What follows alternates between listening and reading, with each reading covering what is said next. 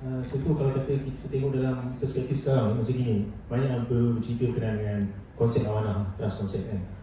Mana suatu pembahagian tu sekiranya kita dah ada pelantikan seorang ataupun satu pihak institusi sebagai trustee sebagai pemegang amanah, dan pembahagian tu akan dibuat berdasarkan kemungkinan besarnya surat ikatan amanah atau trustee tadi.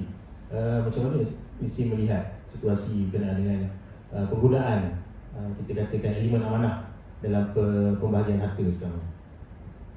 This is a very good question. So, apa perbezaan amanah dengan wasiat? That's the first question normally. So, semalam pun kita ada klien tanya benda yang sama sebab dia pergi satu lawyer itu kata anak kecil tak payah buat amanah.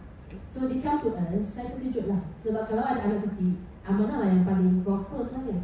Sebab anak tu kecil, dia tak boleh pegang harta ada below 18 years old. Yeah, so that's the reason why kita suggest trust, amanah. So, in this situasi, tengok situation klien. Satu, kenapa dia kena ada buat will dulu? Kenapa dia kena masukkan amanah?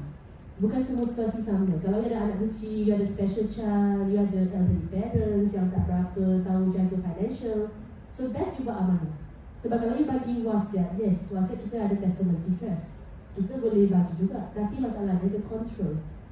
So that's why the amanah ialah isu yang kita cover juga melain daripada meninggal dunia. Because will you have to die. Betul tak? You mati dulu, sejak mati kena keluar.